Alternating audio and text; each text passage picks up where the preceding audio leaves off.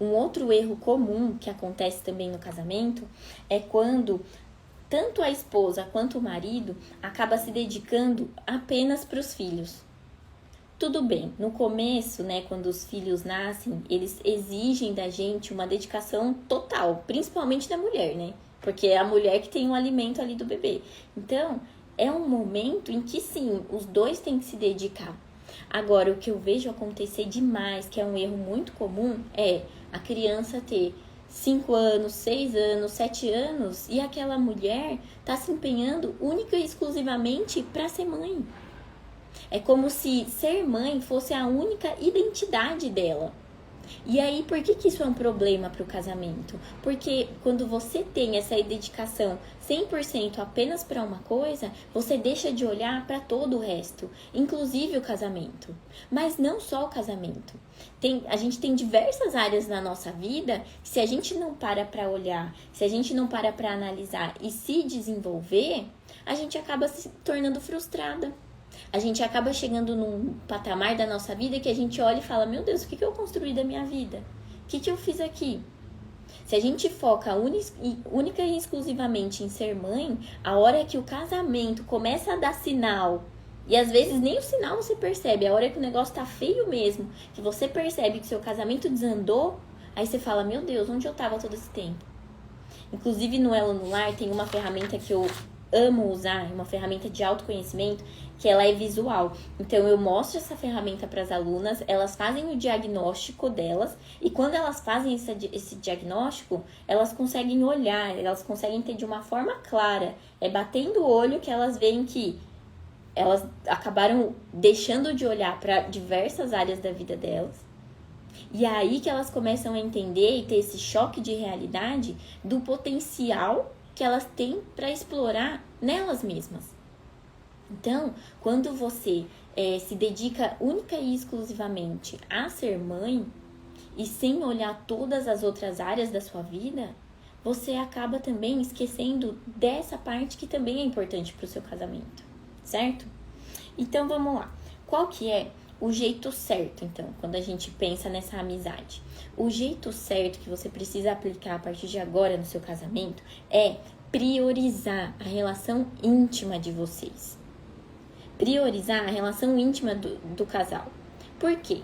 Porque é através dessa relação que vocês conseguem criar uma conexão que vai além da amizade. É uma conexão de união. É uma conexão de corpo e alma. Eu não estou falando só de contato físico. Estou falando de uma união mesmo, de corpo e alma, entre homem e mulher. Porque é através dessa conexão que você consegue manter a cumplicidade. Se vocês já têm essa cumplicidade, é através dessa união. E quanto mais unidos vocês forem nesse ponto, nessa área, mais vocês vão conseguir reforçar a cumplicidade. Por quê? Porque é nessa relação íntima de vocês em que vocês acabam praticando se livrar do egoísmo. Porque é um momento em que vocês dois estão unidos, um tentando satisfazer o outro. É nesse momento que vocês fazem isso. É nesse momento de união em que você consegue comunicar para o outro o que você gosta, o que você não gosta, quais são os seus limites. E é nesse momento que vocês vivem em que vocês conseguem, de fato, um se doar para o outro. Então, se a gente quer ter dentro do nosso relacionamento, no dia a dia, né, nas demais áreas ali do relacionamento, a gente quer essa cumplicidade ela é exercitada e ela é criada e aprimorada nessa relação íntima. Então, olha a importância, não é só uma satisfação ali de um desejo, tem a ver com esse entendimento do que é esse momento. A intimidade de vocês é como se fosse a coroação do casamento de vocês. Então, como deixar isso de lado? Como fazer isso? Me fala. Não, é a mesma coisa, por exemplo, você fala pra mim, né, o marido, ele quer um cargo melhor na empresa, ele quer uma promoção ali na empresa. O que ele faz? Ele se dedica, ele se empenha até conseguir, não é? A mulher, ela quer também, né, um cargo maior, ela quer, sei lá, um emprego melhor, ela quer ter um salário maior. O que ela faz? Se esforça, se dedica. Você quer ser uma mãe dedicada, quer ser uma mãe aplicada, uma boa mãe para os seus filhos? O que você faz? Você se esforça, você se dedica. É a mesma coisa no relacionamento. Por que a gente faz isso? Por que a gente consegue fazer isso daí em outras áreas e a gente não faz e a gente não se empenha pro nosso casamento, pro nosso relacionamento? E aí você pode me falar assim, Carol, mas no meu casamento e na minha vida, eu não tenho tempo, eu vivo cansada, sabe? Eu faço muitas coisas e eu entendo, de verdade, eu entendo. Quem é mãe, quem é mulher, quem é esposa, dona de casa, profissional, é muita coisa mesmo, é uma carga pesada pra mulher. Pro homem também, né? Mas quando você entende a importância dessa conexão íntima entre vocês, aí o negócio começa a mudar de figura. Quando você entende que não olhar para essa parte do seu casamento com o devido cuidado, e quando você começa a ter clareza do tanto de prejuízo que não olhar para isso pode trazer para o seu casamento, inclusive trazer o divórcio, aí você começa a olhar diferente, aí você começa a falar, não, realmente. Então, o que você precisa fazer? Você precisa entender que a relação íntima de vocês, ela vai além de uma vontade. A relação íntima de vocês vai além de uma disposição. A relação íntima de vocês vai além de um sobrar tempo. Tem que ir além de tudo isso. Inclusive, essa era uma queixa que eu identifiquei com as alunas do Elo no Lar. Falando que não tinha tempo, não tinha disposição, muito cansaço. E dentro do treinamento, a gente criou um momento em que elas aprenderam a se planejar para aí sim dar devida importância para o que precisa dar importância, certo? Inclusive, isso é algo que, quando a gente pensa na relação íntima, os 3 pilares ali do Elo no Lar, eles são reforçados nessa relação. Elas conseguem exercitar tudo que elas aprendem dentro do treinamento nessa relação íntima do casal.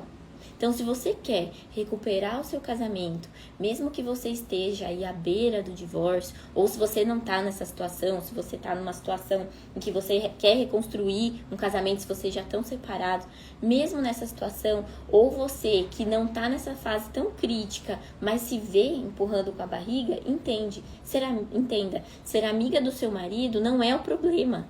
Isso é o menor dos problemas que você tem, então não se preocupe com isso. Tem até uma frase que eu gosto muito, que eu vi no livro do Pequeno Príncipe, que diz assim: no mundo que se faz deserto, temos sede de encontrar um amigo. E esse amigo, ele tá do seu lado. Então não queira você achar que essa amizade entre vocês é um problema. Que essa amizade entre vocês significa que o amor acabou. Vocês saem dessa live hoje entendendo que isso não é verdade. Isso não é realidade. Isso é um entendimento que a gente tem que é totalmente contrário. É totalmente oposto do que é o casamento, tá? Então, isso é uma questão que vocês precisam entender. E o que falta aí no seu casamento, se vocês têm essa amizade, se vocês já têm essa cumplicidade, é reforçar cada dia mais essa cumplicidade com a relação íntima de vocês. É não negligenciar, é não deixar isso de lado. É dar sim prioridade para esse momento. Quantas mulheres também eu não escuto falar que tem os filhos, fica com receio de ficar pedindo para alguém ficar com as crianças para vocês estarem juntos. Não tem que ter receio. Por quê? Porque se fosse um problema de saúde de alguém, você ia dar um jeito, não ia? Se fosse algo que você considerasse realmente importante, você ia pedir.